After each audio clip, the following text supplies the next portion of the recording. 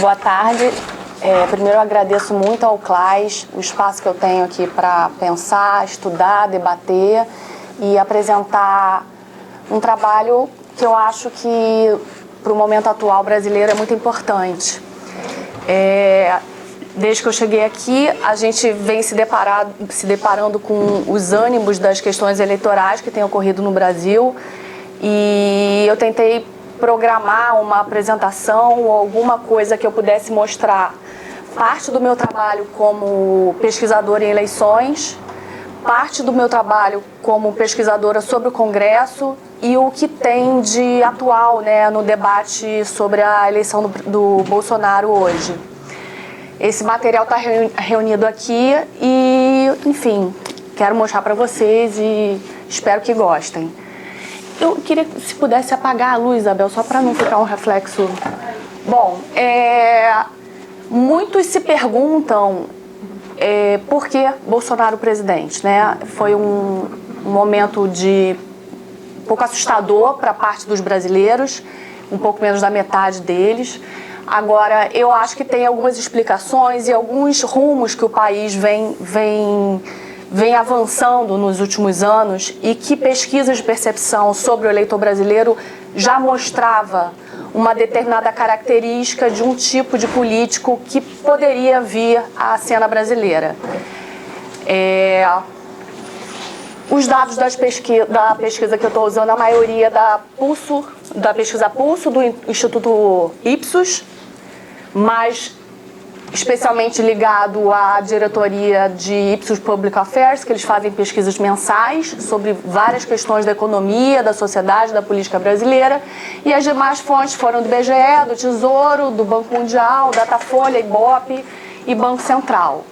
Por fim, as pesquisas sobre mídias sociais, eu peguei dados do IDEA Big Data, que é um instituto que tem feito um trabalho assim, bastante promissor na área de mídias e política. Ele atua aqui nos Estados Unidos, mas é de um brasileiro que também tem empresa no Brasil. Bom, eu já contei um pouco da minha motivação. Pessoalmente, eu como analista política e também como cidadã, me assustei um pouco com a vitória do Bolsonaro. Mas eu já vinha caminhando nas pesquisas e percebendo que tinha algumas variáveis que estavam indicando um candidato bem diferente do que havia até então, tá? De políticos tradicionais, com certas características de negociação e de trânsito no Congresso muito parecida, tá? Primeiro de tudo, quem é o Jair Bolsonaro e por que foi tão surpreendente a vitória dele, tá? Primeiro ponto, eu falaria o seguinte: como é que um cara de ultradireita é eleito no Brasil falando que gosta da ditadura, elogiando a ditadura, elogiando tortura,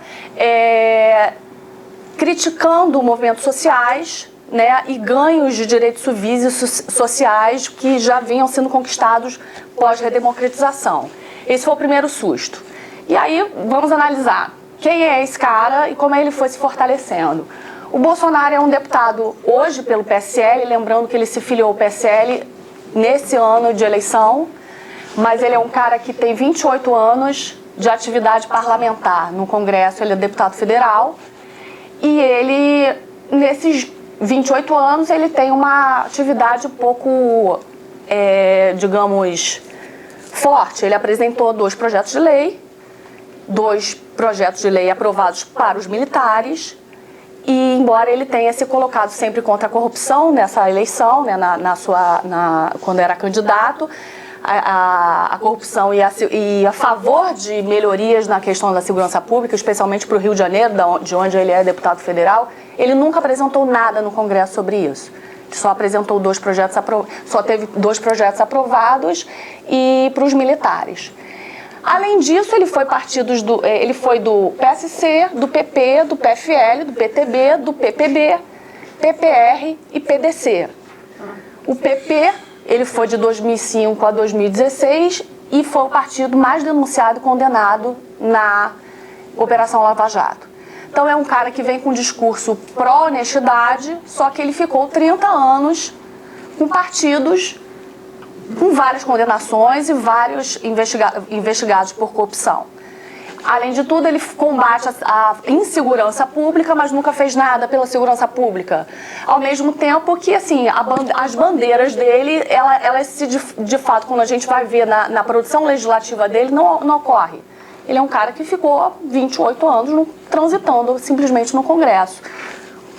Bom, só que a gente tinha um cenário pré-eleitoral, que eu acho que é uma das explicações para entender um pouco do fenômeno Bolsonaro.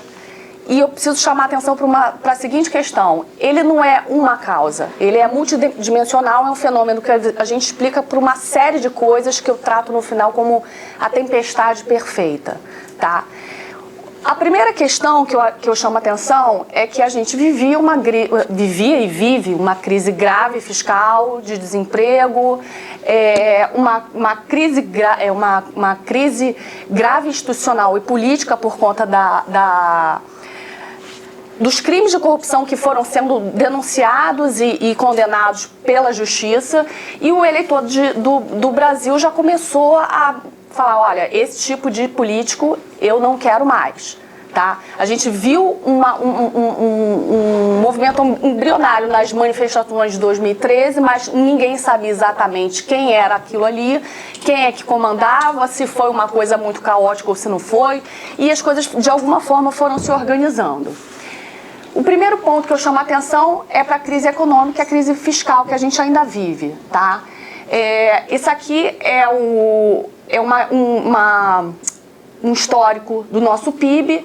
Normalmente ele cresce, com a diferença aqui, nesse período onde o Collor era presidente, a gente teve uma queda, mas o que chama mais atenção é que nesse momento aqui em que houve o impeachment da Dilma, ele teve uma queda bem acentuada e com uma recuperação muito pouco substancial.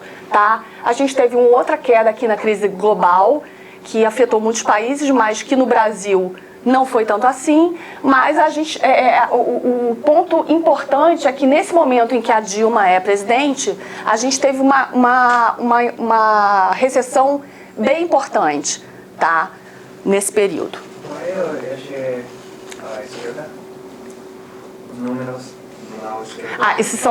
Isso aqui é o PIB da gente, o PIB real. É índice, né? É um índice, né? 95,6. Meu marido é economista, ele também pode ajudar. Aliás, vai ser fundamental. Posso passar? Bom, essa é a taxa de desemprego. Tem duas pesquisas. Essa para por aqui, né? Começa uma outra pesquisa do IBGE, que é a PNAD contínua, que ela começa a ocorrer em 2012, mas aqui dá para ver mais ou menos um cenário de que houve, a gente estava crescendo no desemprego, mas começa a subir a partir desse pico aqui, que é o momento do segundo governo Dilma, tá? E quando ela assume esse segundo governo e logo depois do impeachment, o desemprego deu uma disparada alta. Grave cenário fiscal, eu botei alguns números ligados à Previdência. Esse aqui é um cenário de 2010, onde a gente tinha o seguinte, todos esses gastos aqui, essas despesas, são despesas ligadas à Previdência Social, tá? Ela tem aqui Previdência Urbana, Previdência Rural, aqui tem Assistência Social, parte do LOAS, que é o benefício de prestação continuada.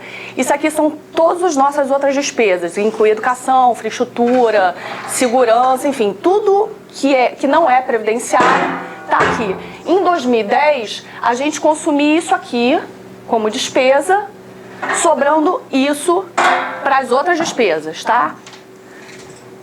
Em 2017, a despesa previdenciária já vem até aqui, o que sobra menos ainda para os outros gastos. A questão é o seguinte, num curto prazo, a gente está crescendo, consumindo muita receita para pagar benefícios previdenciários e sobrando pouco. Isso aqui cria um desajuste fiscal grande, onde estados e o governo federal eles ficam impedidos de conseguir manipular bem as receitas para pagar o que é necessário para a sociedade. Então, esse é um cenário grave que tende a piorar. Bom, Fora isso, a gente tem uma crise bem aguda na segurança pública, tá? Aqui são vários países, tá? Há homicídios anuais por 100 mil habitantes. O Brasil tá nesse ponto aqui, El Salvador ali. E isso quer dizer que 94,5% dos países têm taxas menores de homicídio do que a brasileira. E lembrando que em 2017 a gente teve cerca de 60 mil homicídios, tá? Só no ano de 2017. Esse caldo de cultura foi bastante favorável para o aparecimento de políticos, digamos assim, que viessem com um discurso ou uma agenda de novidade, de vamos assim, mudar a situação em que a gente está vivendo. Além disso, por conta da Operação Lava Jato e uma série de denúncias de corrupção, a gente teve uma crise política institucional grande, onde o brasileiro começou a desconfiar das instituições, dos partidos e dos políticos.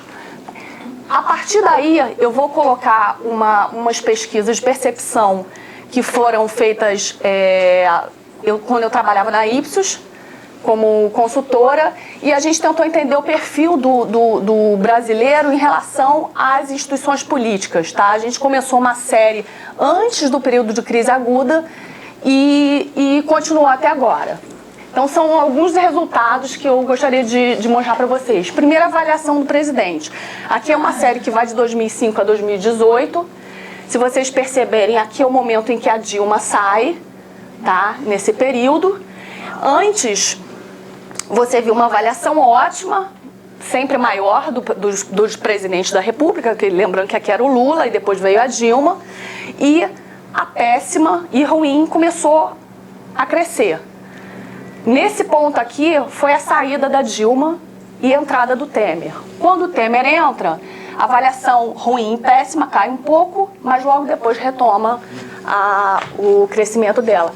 Enquanto isso, a avaliação ótima, que antes estava em crescimento, cai um pouquinho aqui no período em que já está passando o governo Lula para Dilma e depois só cai. Tá? Então, são todas insumos para mostrar os elementos. Que cenário é esse que elegeu o Jair Bolsonaro? Pensando no Brasil como um todo, qual você acha que é o problema do Brasil? Aqui são os dois principais problemas que aparecem em outras pesquisas também: desemprego e corrupção. O brasileiro já estava sendo afetado pelo desemprego e já mostrava que corrupção era um elemento importante a ser discutido na agenda pública brasileira. Essa série de perguntas, ela me chamou a atenção na época porque assim, os números são muito altos e eles só crescem e mostra quanto o brasileiro ele se sente representado pelo político de hoje, né?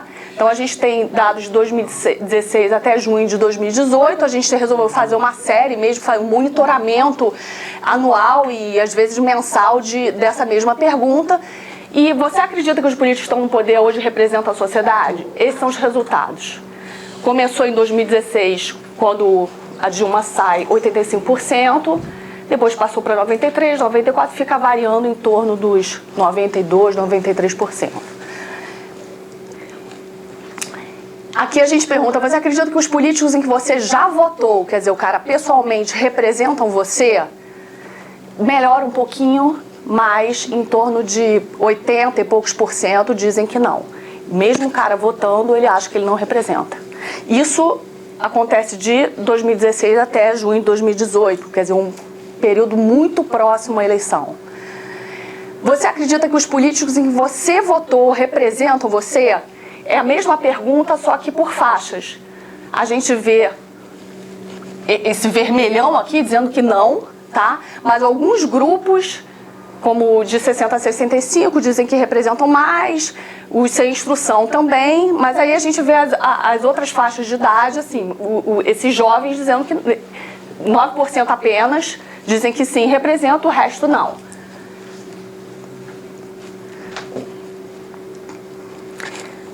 Bom, e aí a gente perguntou, das seguintes palavras, que sentimento você pensa hoje do Brasil? Como é que você poderia descrever?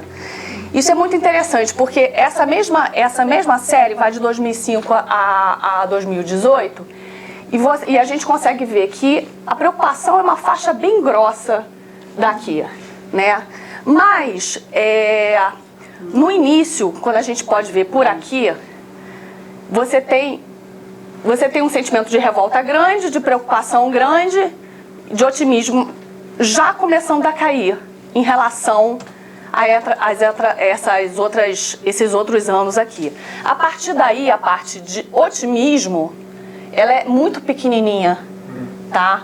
E permanece pequenininha.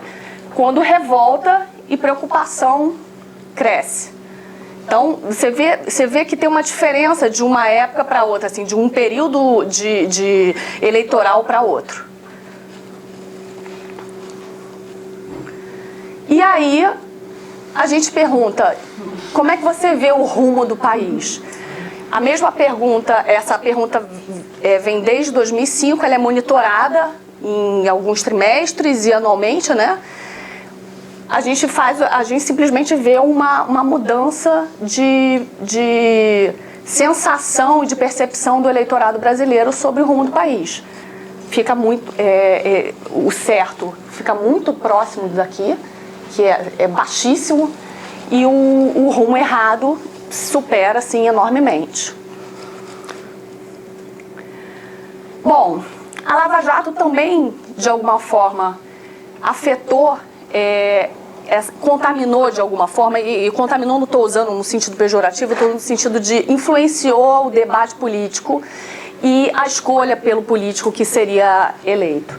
Ela prendeu e colocou na agenda pública lideranças políticas tradicionais que estavam envolvidas com corrupção. A gente viu partidos líderes do PT, do PMDB, PSDB envolvidos e bastante publicizados. Aí a gente fez essa pergunta: a Lava Jato deveria continuar com as investigações até o fim, custe o que custar?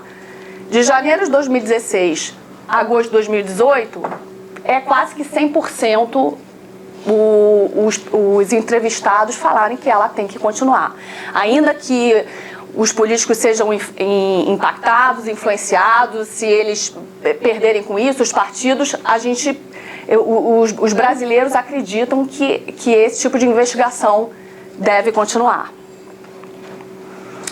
Bom, essa pesquisa do Ibope, ela meio que converge para os resultados que eu encontrei na Ipsos, e ela foi feita mais ou menos no mesmo período. Então, o que eu encontrei lá?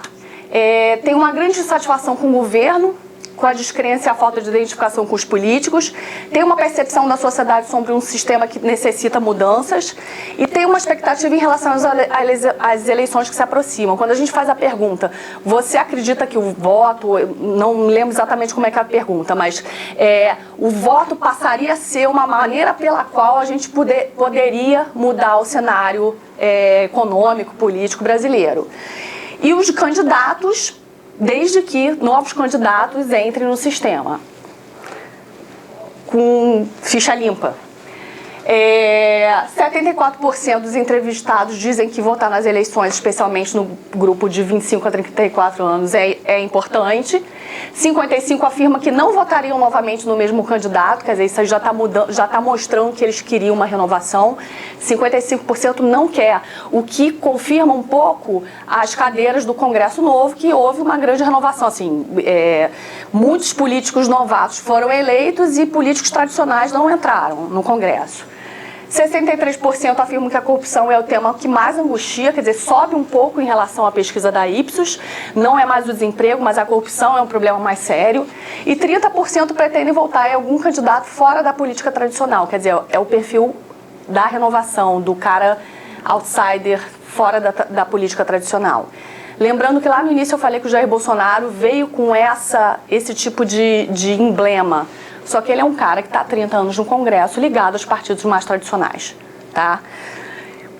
Ele simplesmente conseguiu catalisar esse monte de insatisfação. Na pesquisa já dava que as pessoas tinham... 61% das pessoas acreditavam na igreja, nos militares e nos juízes.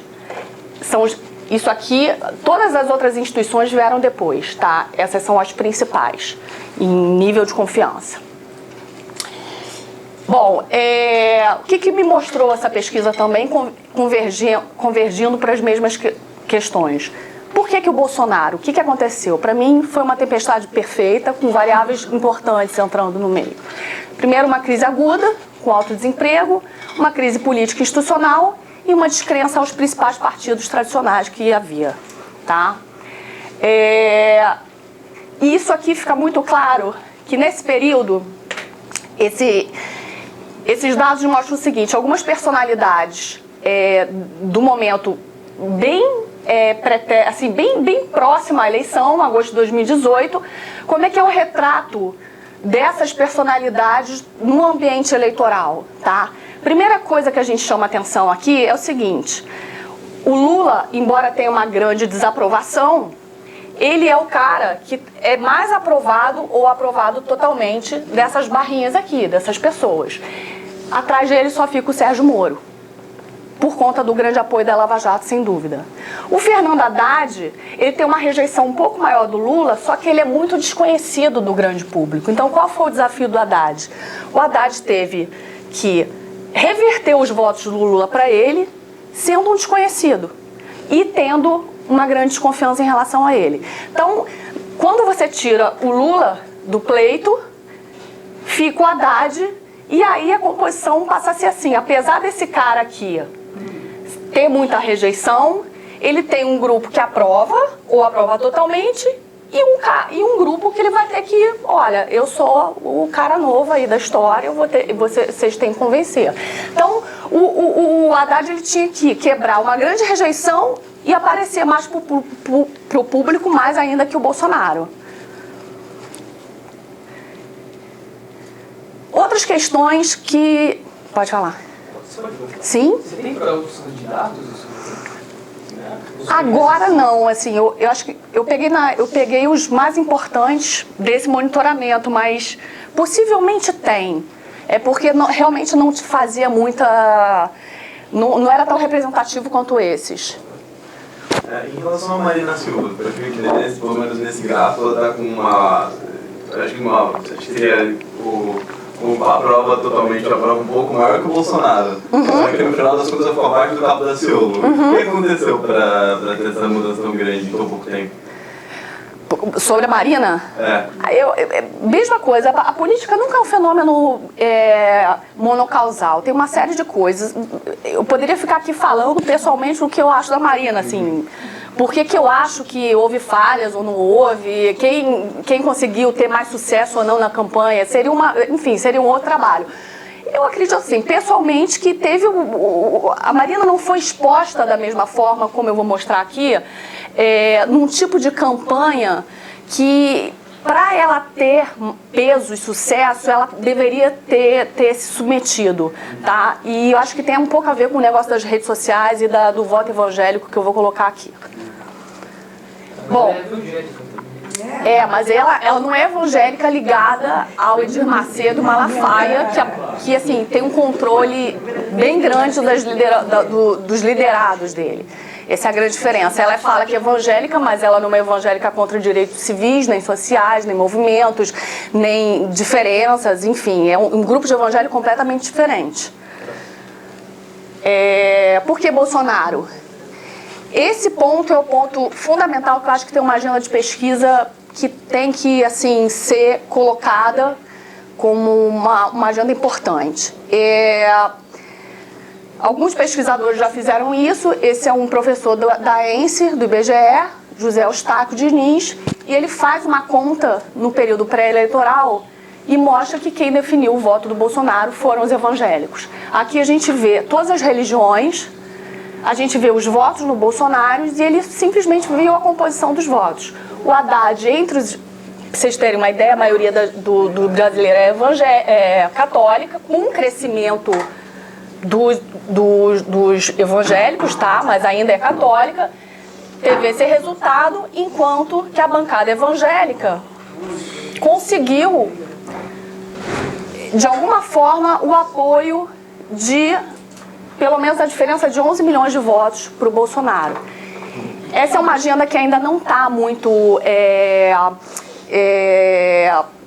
forte no Brasil. Acho que isso aí é uma agenda para os próximos meses e para as próximas campanhas, porque não só é uma bancada que tem crescido ano a ano nas assembleias, nas câmaras, no Congresso, mas o peso dela é muito forte, especialmente na votação do Bolsonaro.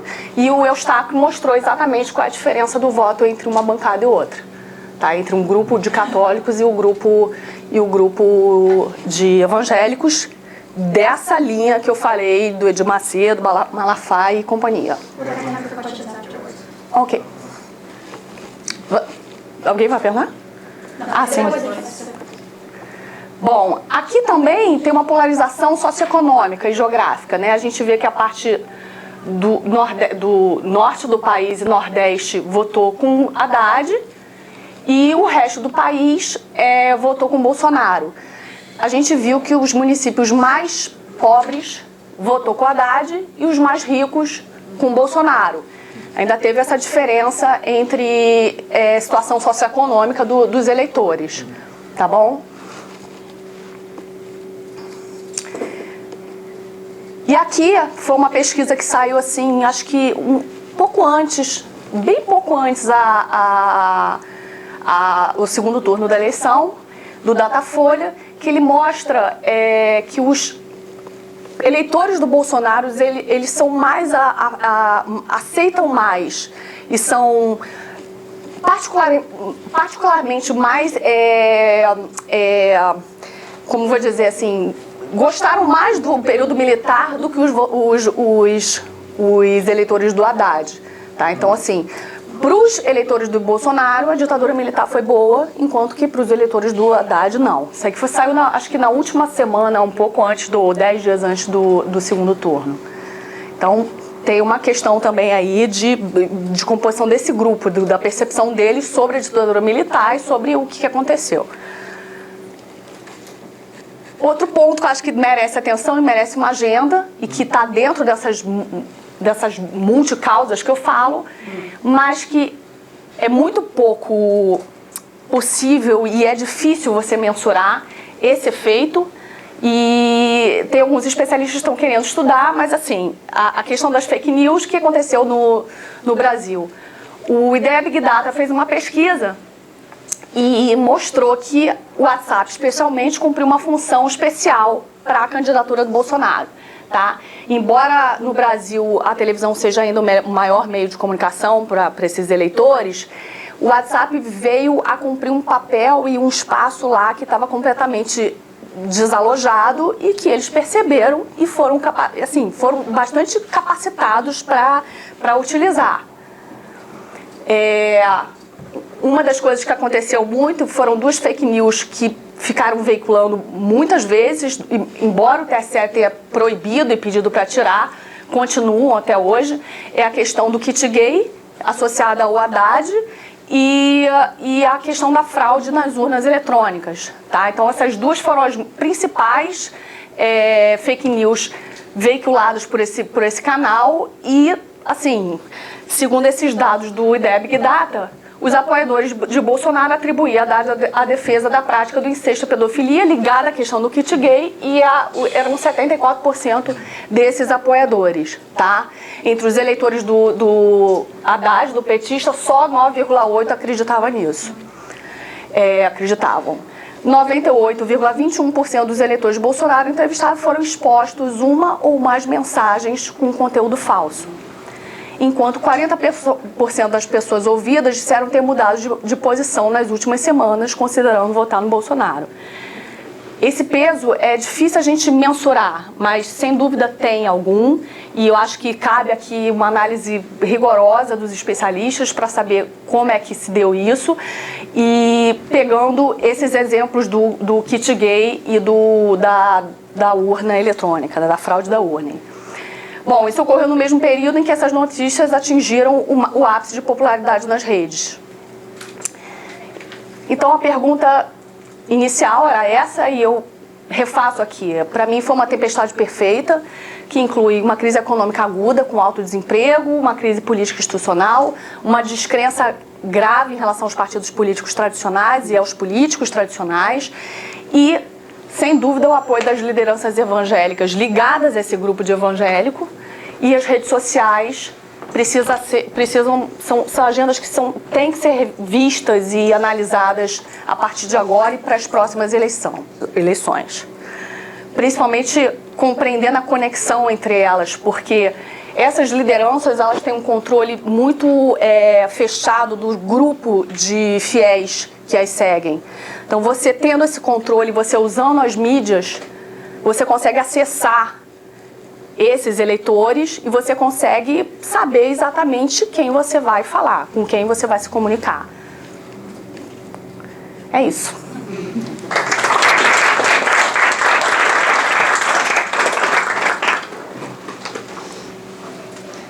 We have time for questions. I'll let you lead. Eu não sei quem é primeiro. Acho que foi ela. Das duas coisas para investigar mais. Uma pergunta, talvez sejam hipóteses ao respeito da distribuição demográfica de idade, porque no Nordeste, até Norte, está o Bolsonaro. Talvez seja a população muito mais nova do que em outros países, partes do país, e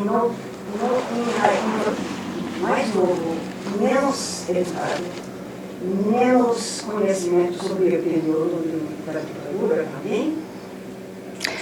Pode ser. Isso é uma das questões. Assim, na verdade, tem um grupo jovem, isso eu vi na minha pesquisa depois que eu fiz com o Ibope, que, embora eles queiram votação, né, querem democracia, eles têm um viés um pouco mais conservador do que outros grupos, tá? Mas eu não sei se esse é elemento, isso eu vi numa pesquisa, eu não sei se é elemento suficiente para aplicar essa polaridade. O que fica mais claro aí são municípios cuja renda é maior, votou no Bolsonaro, e com renda menor, né, com o IDH menor, votaram no Haddad. É o que mais chamou a atenção.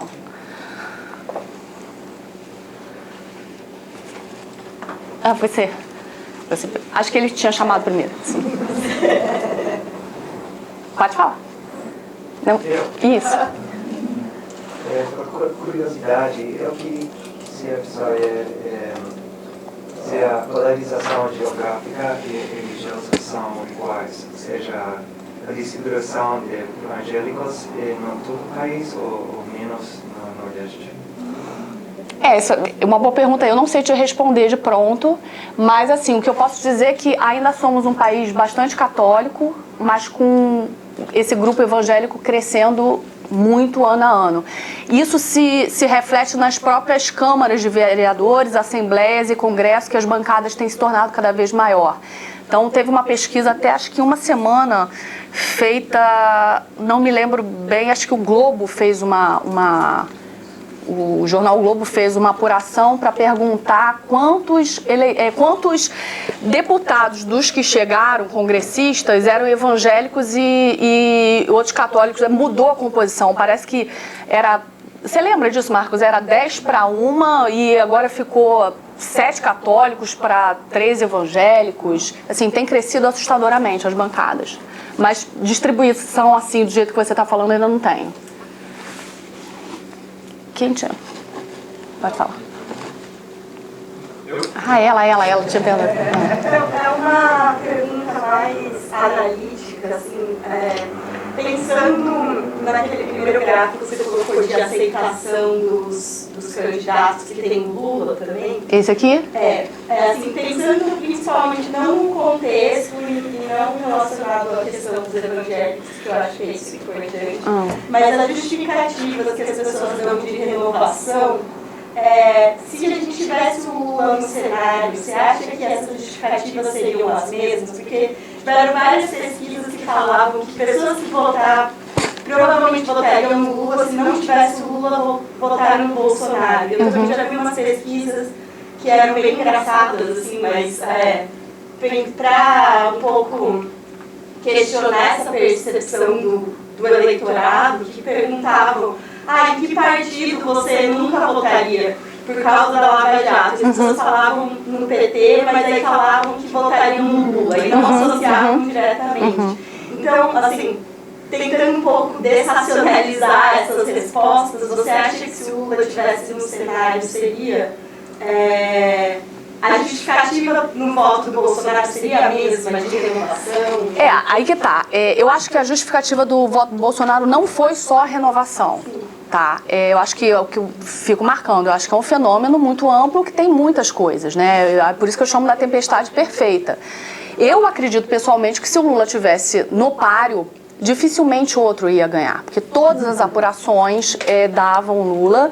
E o que estava em jogo é que o Lula ele meio se desvincula de algum padrão desse que a gente está vendo aqui, tá? Então, não ia associar a renovação, mas outros grupos vão falar que é o cara do Bolsa Família, o cara daquilo, o cara de outras bandeiras, que esse tipo de discurso que a gente viu quando o Lula não está, começa a aparecer mais. Bom, eu não quero mais esses caras, então eu quero cara novo, cara com um discurso pró-honestidade, enfim, eu acho que são cenários completamente diferentes. Eu acredito, e eu não posso saber assim, eu acho que, né, mas é um exercício de pensar, será que o Lula, se ele... Eu acho que ele ganharia. Eu acho que, estando no páreo, ele teria grande chance de ganhar do Bolsonaro. Até porque isso aqui é um material muito pouco anterior à eleição. É agosto. O Lula estava ali. Ele tinha uma rejeição grande, mas olha a barra azul dele. Então, nesse sentido de um exercício analítico, de tentar entender mais profundamente esse eleitorado, que é muito complexo. Parte das explicações é de um eleitorado que não quer os políticos tradicionais. Você vê que a votação do do Alckmin foi pífia, da Marina foi pífia, embora tenha começado grande, né?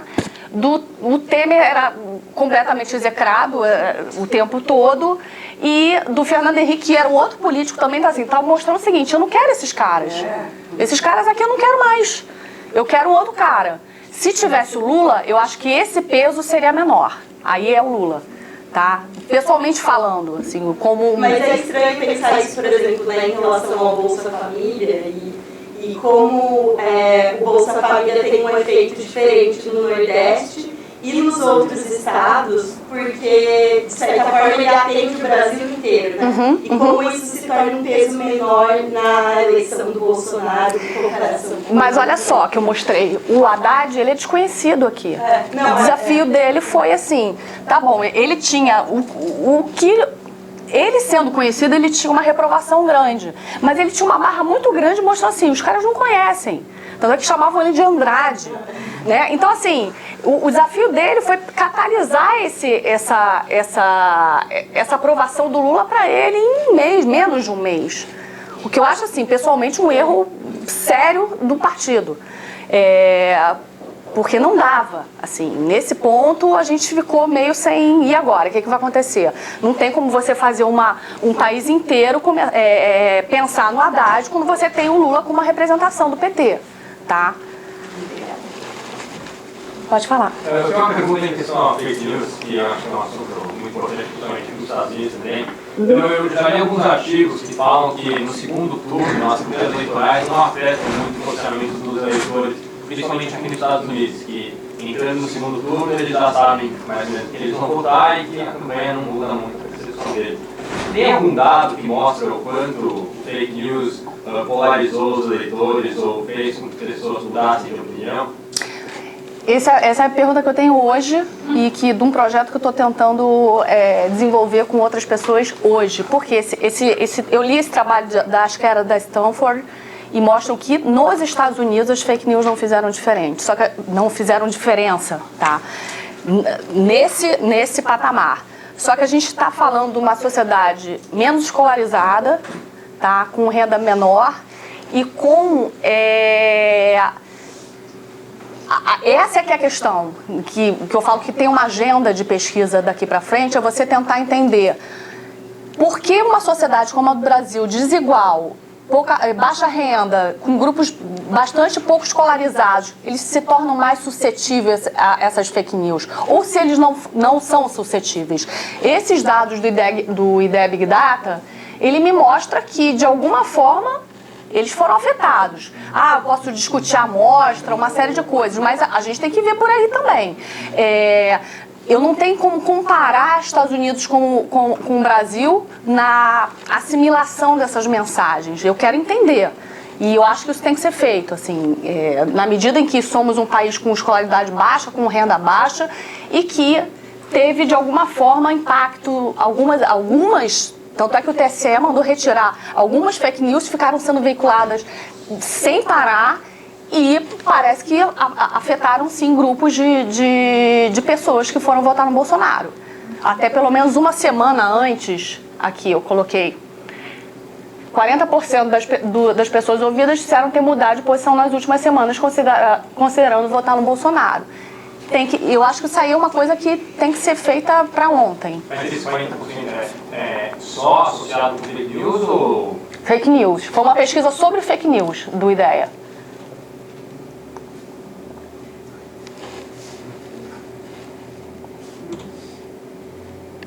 Mais alguma pergunta? Eu acho que é muito normal que as pessoas, hoje em dia, nesse cenário de incerteza, acabam criando previsões muito bom senso, por exemplo, a gente vai pensando o que pode acontecer nos próximos tempos. Eu queria, agora, aproveitando a oportunidade de ter você estar aqui, na sua opinião, como você vê o cenário político nos próximos 2 anos? Tem uma bagagem maior que a nossa hoje? Como é que eu vejo? Todo dia eu refaço essa pergunta, porque cada ministério eu refaço, tá? Então, assim, eu acho que tem 2 agendas aí. Uma econômica, liberal, que está sendo implantada e que, a meu ver, alguns aspectos eu gosto, mas que ela vai ser muito difícil de ser implementada. Primeira coisa, pelo próprio presidente eleito, que ele não é liberal. Ele é um cara extremamente nacionalista. Ele passou 28 anos na Câmara e aprovou 2 projetos muito corporativos. Todo o pleito dele é corporativo em relação aos militares. Ele não gosta de... Ele nunca votou... A gente vê as votações da matéria da reforma da Previdência, ele nunca foi a favor. Ele não foi a favor de bandeiras e de agendas liberais. Então vai ter um imbróglio sério entre Paulo Guedes, né, que é o cara que ele acha que pode confiar, mas que eles não se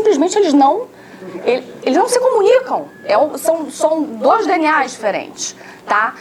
E eu acho que tem uma outra questão que é você, e eu acho que tem a ver com a questão da bancada evangélica, de você tentar mudar determinados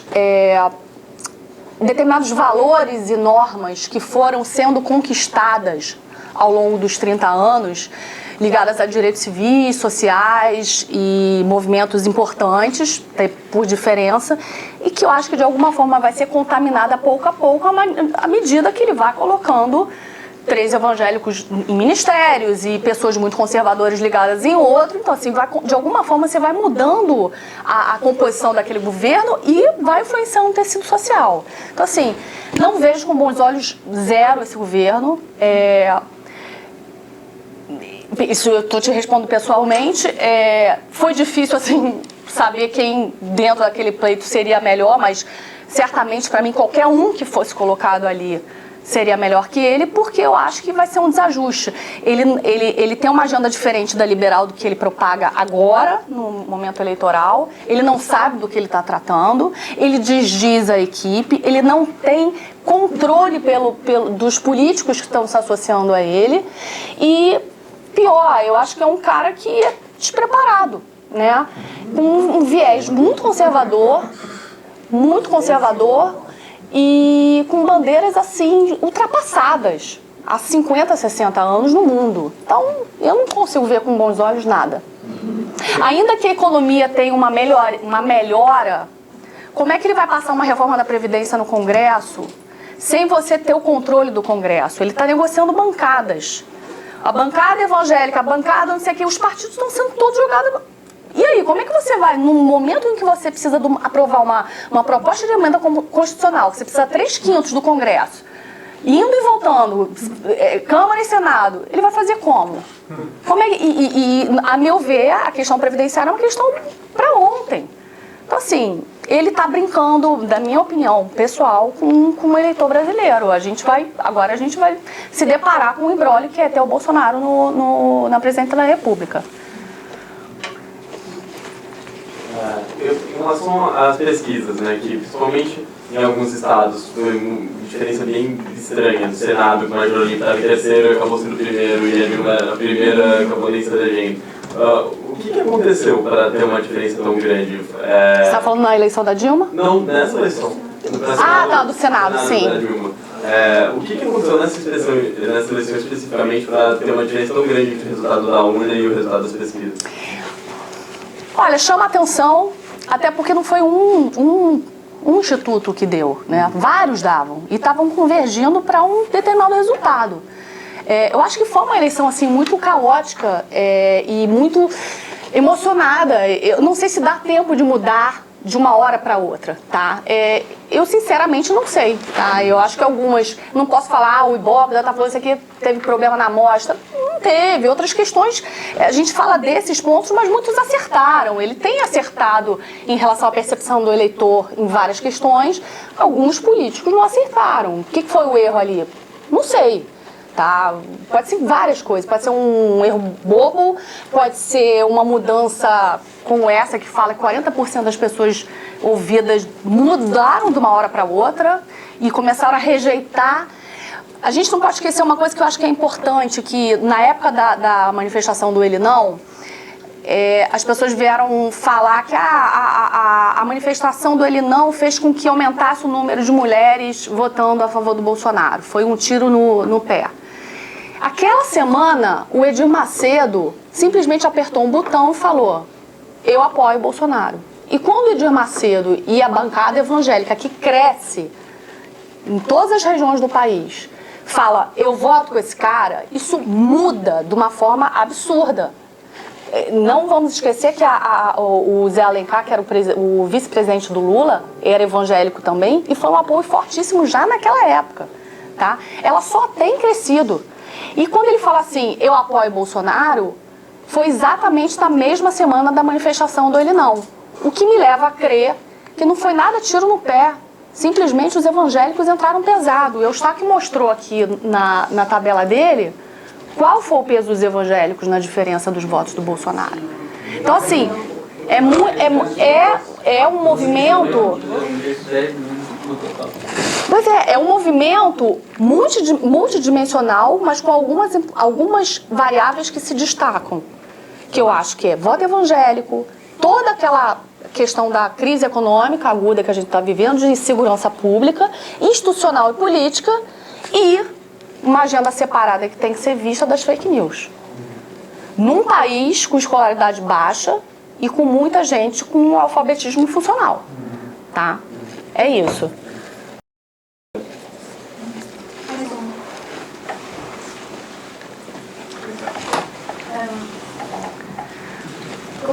Como é que se pode considerar o Bolsonaro como candidato outsider, como candidato fora da política tradicional, se ele foi deputado no Congresso 3 anos? É a pergunta que eu faço. As pessoas desconhecem, e eu acho que desconhecem por assim, foi também culpa dele isso, porque foi um cara que não trabalhou durante 28 anos, ele ficou 28 anos muito, assim, apagado. Quando você fala com os políticos importantes ou que debateram a cena política nesses últimos 20 anos, o Bolsonaro não aparece. Então as pessoas não conheciam o Bolsonaro. Tá? E o fato de você ser desconhecido, você vender uma bandeira que eu sou contra a corrupção, eu sou a favor da segurança pública, não sei o que, isso já catalisa uma série de insatisfeitos. E as pessoas estão satisfeitas. Esse é o ponto. Né? O ponto a gente partiu de um Brasil insatisfeito. Insatisfeito com a política, insatisfeito com as instituições, insatisfeito com os salários, com o desemprego, com a economia, com uma série de coisas. E aí vem um cara desconhecido, tá? Mas que está 28 anos lá encalacrado no Congresso, e fala: olha só, eu tenho a chave mágica. Eu sou militar, eu tenho a ordem, eu tenho o progresso, eu tenho os militares comigo, é só armar, e é isso, e as pessoas acreditam. Por isso que eu acho assim, quando vai comparar com esse estudo de Stanford, Brasil é um caso peculiar. Como as pessoas acreditam? Qual o nível de desconhecimento político que essas pessoas têm sobre a sociedade?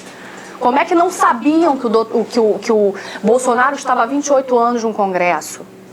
Isso é um ponto para ser visto. Eu acho que é... Pergunta para mim, agora, é por que os evangélicos são tão poderosos? O que eles estão fazendo no campo político e no campo social para essa mudança que ganhou pelos evangélicos? Eu acho que isso é uma pergunta importante. Sim. Eles têm não somente agenda política, mas eles têm também agenda social, que, em certa maneira, paralela à Bolsa Família, à Bolsa Escola, todo mundo isso. Perfeito. A gente tem que perguntar por que, talvez, o programa deles é mais efetivo. Como é que ocuparam esse espaço político? Pois é. E eu diria que uma razão é o clientelismo mesmo. Há pouco tempo, o prefeito do Rio, que é evangélico, ligado a esse grupo, fez uma reunião na sede da Prefeitura do Rio, chamando pastores e falando o seguinte: dentro da Prefeitura do Rio, mais clientelismo possível é impossível. A gente precisa chamar os nossos fiéis e faz o seguinte: a gente vai reunir e falar quem precisa de cirurgia de catarata. Quem precisar, a gente passa na fila do sistema público. Então, assim, eu acho que o clientelismo nesse caso está claro e eles cumprem essa função. O Estado não dá e eles oferecem da forma que eles podem e estão oferecendo e estão ganhando e as pessoas estão votando cada vez nele. O Rio de Janeiro, que é uma cidade, a cidade do Rio, de onde eu vi, uma cidade, de certa forma, libertária, com um pensamento muito mais progressista valorativamente do que outras cidades do Brasil, votou em peso no Bolsonaro. Votou no Marcelo Crivella. Votou no candidato ao governo ligado a esses dois grupos. Eles estão ocupando o espaço político, sim. Acabou. We have to close this conversation, but I'm sure Carolina will be here for a while longer and you can continue talking informally. Please join me in thanking Carolina Botelho.